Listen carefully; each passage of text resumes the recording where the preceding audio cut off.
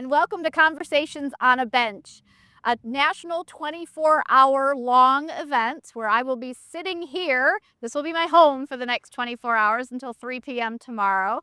And we will be talking with other service providers in town. We'll be talking with guests and volunteers and friends, talking about homelessness, talking about addiction, mental health issues, and other things that the people we serve struggle with, looking for stories of hope, stories of struggle, stories of what can we do differently to make sure that dignity of a human being is really emphasized here in Midland. We'll be talking about why Open Door exists right here on the corner of Buttles and Jerome, making sure that we are walking with the homeless, the hungry, and the hurting in our community, showing them God's love through hospitality and services, care for them. So my first guest today is Kim Stuhler from United Way, and she and I are going to talk a little bit about what United Way does in the community. So Kim, tell me a little bit about the services that Open Door, or I know what Open Door does, what United Way does, and how we share some of the same people. Sure. Exactly what you said. We share a lot of collaborations together. United Way doesn't provide specific services on our own. We work with the many nonprofits in this community, but with Open Door, especially, it's around housing. Being the lead in our local planning body, which is a continuum of care around housing and homelessness, being aware of the gaps. We actually came here a couple months ago and had community conversations in the kitchen area with guests, and we've had them at different other areas of agencies, and just to get a feel of what is the need out there. Yeah, I mean, what did you find in doing some of those things? Like what was some of the need, and what are some of the solutions that people have come up with? That's a great question. The biggest one is transportation, and we know because we're a small town, even though we like to be considered bigger. We're small, and so our transportation service is a little. It's hard for many, Sure. especially when you're out county. You have to take a one transportation into town, and then you have a switch to another one when you're in town.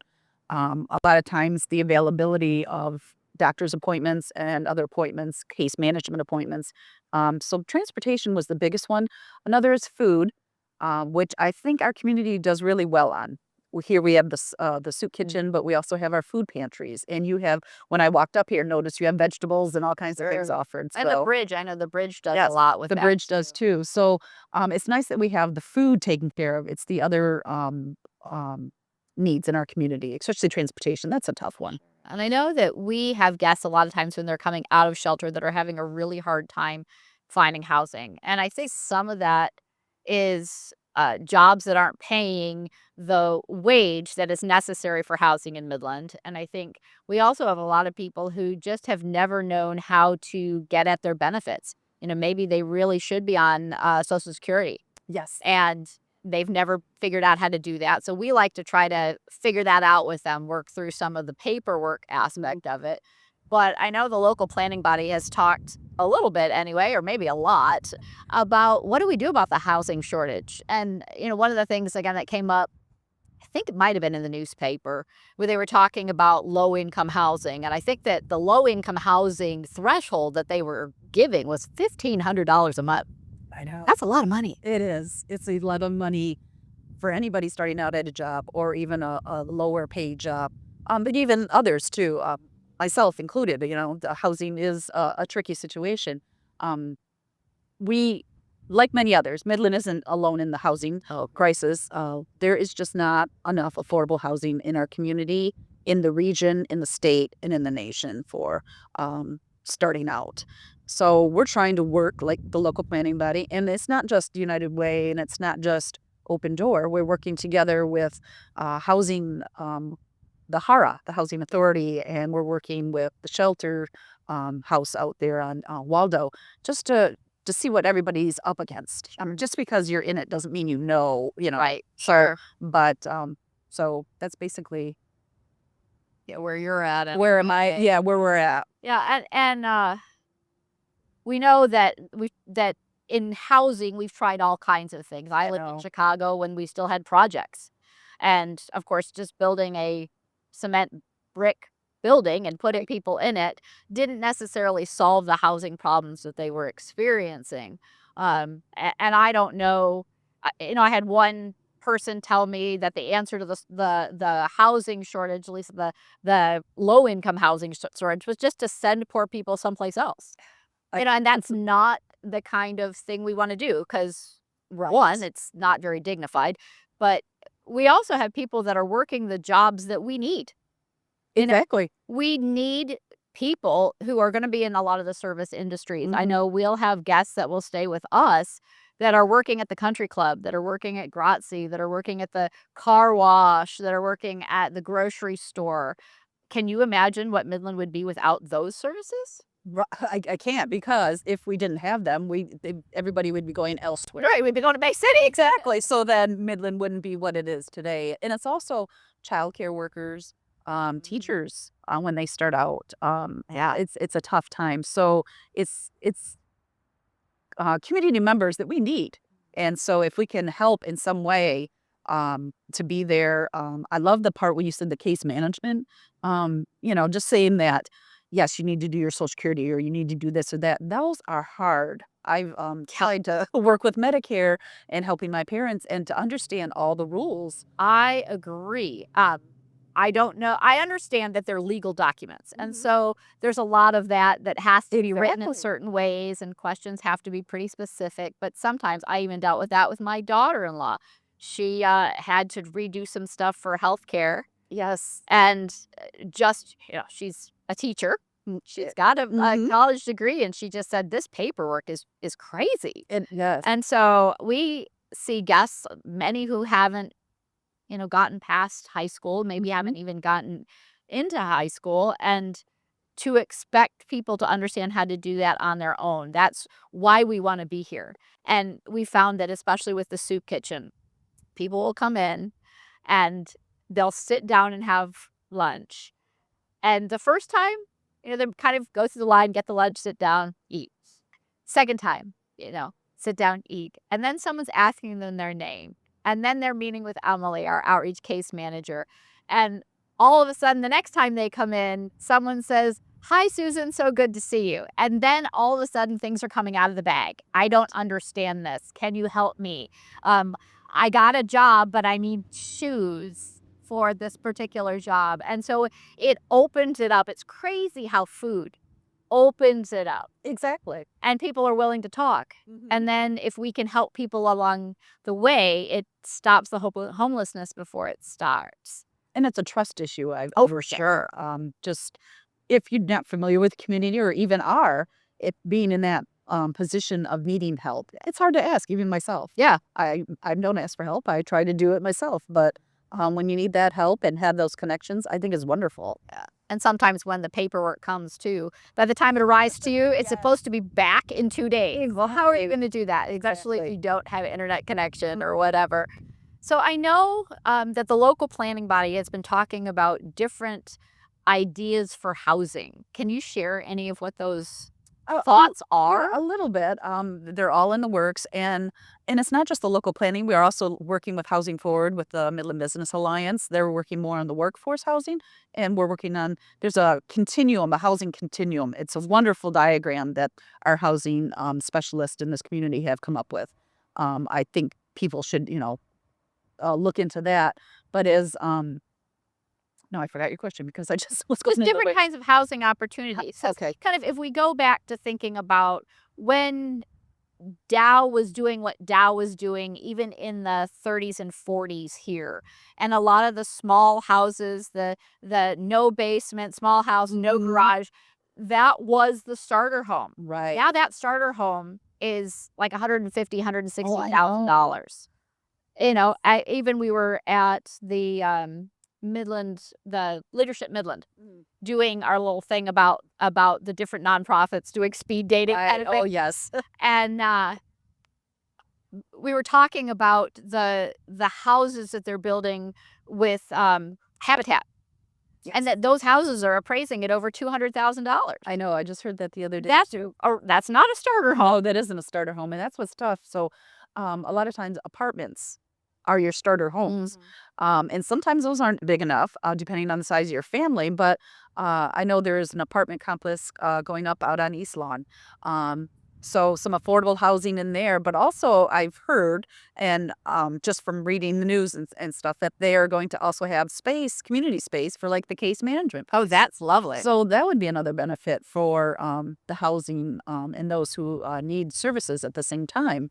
I know Affordable Housing Alliance has apartments, and they're looking to grow as they can with funding that they may receive. So it's hard because I know people think, well, why can't we just fix the problem? It's not an easy problem to fix. No, absolutely not. It's so many layers. Because even if you think about what affordable housing is doing and even what home to stay is doing, a lot of it is supplementing. Yes. So we haven't come to a point where we can help low income people reach the goal by themselves yet. Exactly. And, understanding that you move one thing, like raising the minimum wage or whatever, and then that causes a trickle down effect. Right. So great.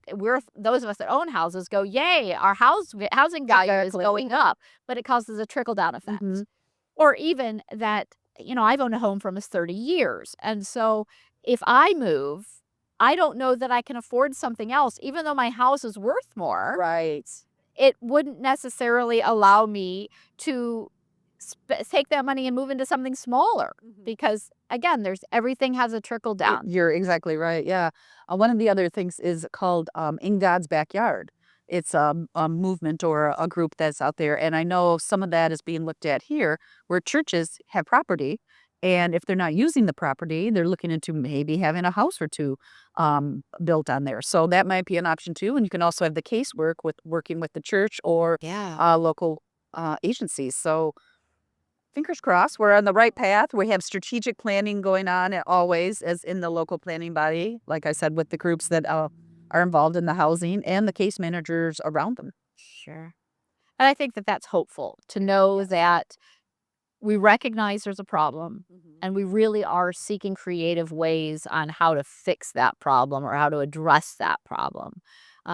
Because I think it's very difficult for someone in a low income situation to look down the road and to say, there's absolutely no way I can do this. Exactly. And, United Way supports how many different We have 25 partner agencies, but we also work with all the nonprofits that may not be a partner agency. So, Sure. But that's 25 plus yeah, agencies that are really looking to see our community thrive, exactly. and to care for people who, what we're saying is that homelessness especially will affect men, women, children. It'll affect the elderly. Yeah. It'll affect the mentally ill. It will affect the disabled. And so it really reaches everywhere. And so knowing that there are 25 plus agencies that are really seeking to come alongside the people that we serve, the people that we love, the people that we know by name. Right. Exactly. And that there's a hope for the future here. Exactly. You may not see it right away, but there is. We're working in the, I always think of the little duck that's always patting a So that's kind of what we're all doing together. Sure. And I know that United Way has also been affected by some of our friends that are sleeping on your bench. Yes. It's tough. I mean, even the parking lot across the street, we see families in cars and couples or even individuals, and how to help them. We give them the information share. There's a shelter across the street. You can get a free hot meal. Talk to somebody in there, but you don't know what their situation is because everybody has a different situation. And I've learned from you, everybody has a choice. They make their own choice. Yes. And that is the hard spot, especially whether it's in our parking lot across the way or whether it's down at Family Fair when someone is giving away flowers and saying it has a sign. It's the idea that, yes, everybody does have a choice, and we really need people to want to participate in their own recovery. And so that doesn't change our love for them. Right. We still know most of the people over in the parking lot. We're reaching out to them. We're definitely wanting them to stay warm as it gets colder. Exactly. Yeah. We want them to come in for lunch. And if possible, we want them to come in for shelter. Some of our friends are on a timeout because they have had unsuccessful exits. We always say that we do not exit people. People exit themselves. That when people come into the shelter, they know what the expectations are and they Mhm. have to agree to them to Right. come in. And some people can really do well, that structure is very helpful and sets them on a better path. Mhm. And some people aren't ready yet. Right. And so if it takes a few times, we're ready to take a few times. And if people, like I always say, like if you have someone that's sleeping on your bench, Mhm. or you have someone who you're recognizing needs some help, is give us a call, because we're more than happy to go out. We may already know them. Right. And even if we don't, it allows us to make a new friend Mhm. and to Exactly. invite people over to talk. Right. So And that's what I was also thinking, how to tell the average person this too, because yeah. I have meetings at the office where I have groups of people come in and they see and they ask, and I try to give them the answer that you just shared, that Yep. that we see them, we give them uh, someone to connect with, Yes. and we're not ignoring the situation. And we are so thankful for that, honestly. Thankful for your partnership, thankful that you're right across the parking lot, and that, again, we're all in this together. We're all seeking the same thing. And I really do think Midland is a wonderful place to be. And I think it can be a wonderful place even for people who struggle. And our goal is really to offer hope and to say, you have assets. Let's figure out what they are, and let's Exactly. figure out how to get you back on your feet again. Yes, I think you're doing a great job. Oh, thank you so much. I appreciate that. I appreciate you, and I appreciate your team. Well, it was great chatting with you. Thanks for taking some time out. Thank you. And we will see you at the next meeting. That's right. We will always see each other. Absolutely. Thank All right. you. Thank So you. good to talk to you. Yes, good to talk to you.